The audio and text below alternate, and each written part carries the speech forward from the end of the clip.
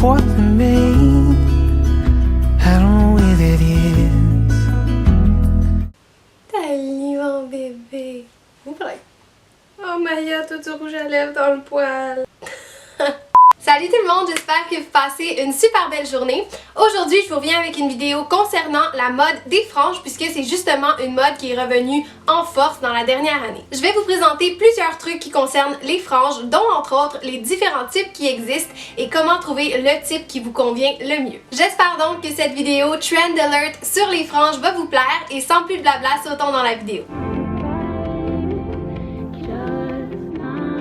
Avant toute chose, je tenais à vous présenter d'où la tendance a émergé dans la dernière année. Donc j'ai fait quelques recherches pour trouver quelles étaient les stars qui portaient la frange parce que, disons-le, c'est souvent les stars ou les vedettes qui commencent les modes. La première personne que j'ai vue porter la frange personnellement, c'est Troian Bellisario. Je pense que ça se prononce comme ça. Donc, l'actrice de Spencer Hastings dans Pretty Little Liars. Puis ensuite, j'ai vu Selena Gomez, elle aussi porter la frange. Puis c'est en fait justement la frange de Selena Gomez qui m'a donné envie, le goût, non ça se disait pas, qui m'a donné envie de porter la frange à mon tour. Puis on a aussi vu des stars comme Bella Thorne, Kendall Jenner, Ariana Grande et Lucy Hale porter à leur tour la frange. Il existe énormément de types de franges que vous pouvez porter, puis aujourd'hui je vais vraiment vous présenter les types principaux que j'ai retenus en faisant mes recherches. Mais je pense qu'il y a une chose qui est vraiment importante à vous souvenir lorsque vous faites le choix de la frange que vous allez porter, puis c'est simplement que les franges plus courtes vont vous donner un look un peu plus rétro puis un peu plus edgy, tandis que les franges un peu plus longues vont vous donner un look plus bohème et plus naturel. La première frange que je vous présente, c'est donc la frange sur le côté, puis c'est en fait simplement la frange qui emmène les cheveux d'un côté du visage vers l'autre, puis c'est des franges qui sont généralement un peu plus longues, puis un peu plus naturelles, comme ça. C'est justement pas la frange que j'ai. Ensuite, on a la frange qui est beaucoup plus longue puis qu'on doit justement séparer parce qu'elle est justement trop longue pour arriver dans les yeux. Donc on la met souvent sur les côtés. Ça s'appelle aussi la curtain fringe parce que justement des rideaux, on va souvent les placer sur les côtés de la fenêtre. Puis c'est ce que j'ai lorsque je décide de pas la coiffer comme je l'ai fait tantôt au début de la vidéo, comme vous avez vu. On a en troisième lieu la frange effilée, puis c'est une frange qui généralement est plutôt mince, donc un peu plus mince que la mienne. Vous voyez, la mienne est quand même épaisse, donc on voit pas nécessairement le front en derrière. Mais la frange effilée est d'une frange qui est justement un peu plus mince, puis les différentes mèches de la frange vont pas être toutes de la même longueur. Puis quand je dis pas de la même longueur, je veux pas dire que ça va faire ça, je veux juste dire qu'il y en a qui vont un petit peu être plus courtes, d'autres plus longues pour que justement ça donne un look effilé. Maintenant, on a la frange asymétrique, puis ça peut vous donner un look hyper edgy ou plutôt naturel, dépendant de ce que vous choisissez comme coupe.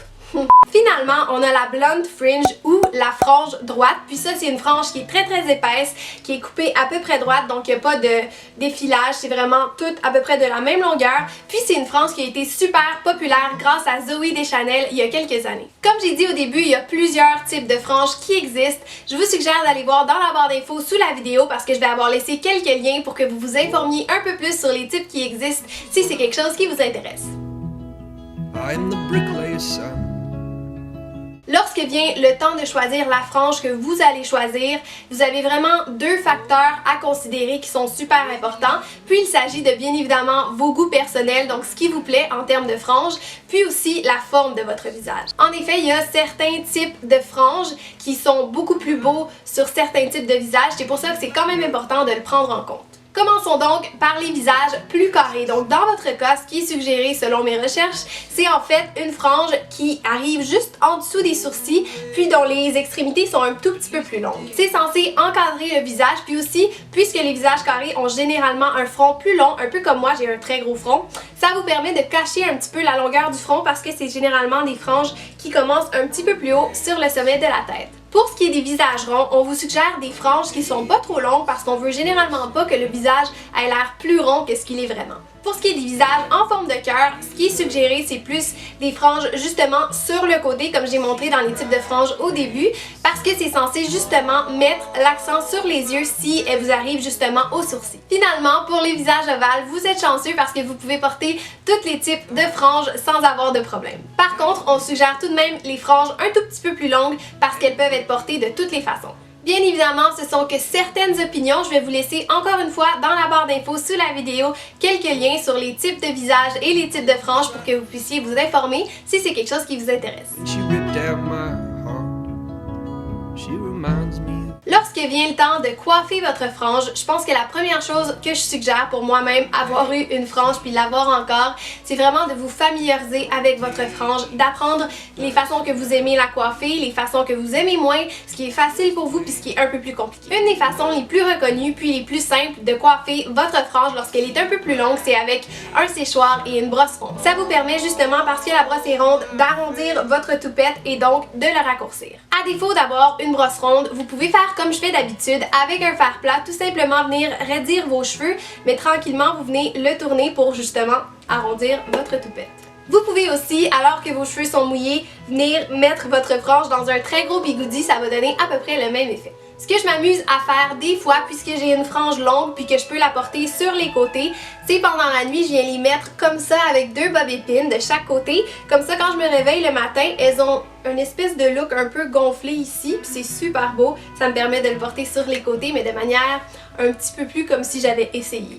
Finalement, je vais rapidement m'amuser à vous présenter mes 3 coiffures préférées à porter avec une frange. On a donc en premier lieu le chignon haut de Kendall Jenner que j'ai porté dans ma dernière vidéo puis que je trouve juste tellement trop beau et facile à réaliser. On a ensuite les Beachy Waves de Selena Gomez qui, entendons-nous, sont flatteuses sur absolument tout le monde. Et puis finalement, en troisième, on a la couette haute et super lisse de Ariana Grande qui est juste tellement facile à faire mais qui donne un look super put together. Et donc voilà, c'était tout pour ma trend alert sur la frange. J'espère vraiment qu'elle vous a été utile, surtout si vous vous intéressez à la frange puis que vous êtes en questionnement sur est-ce que vous voulez oser, est-ce que vous restez avec vos cheveux longs. Si la vidéo vous a plu, bien évidemment, n'hésitez pas à mettre un pouce vers le haut et à vous abonner à ma chaîne pour beaucoup plus de contenu.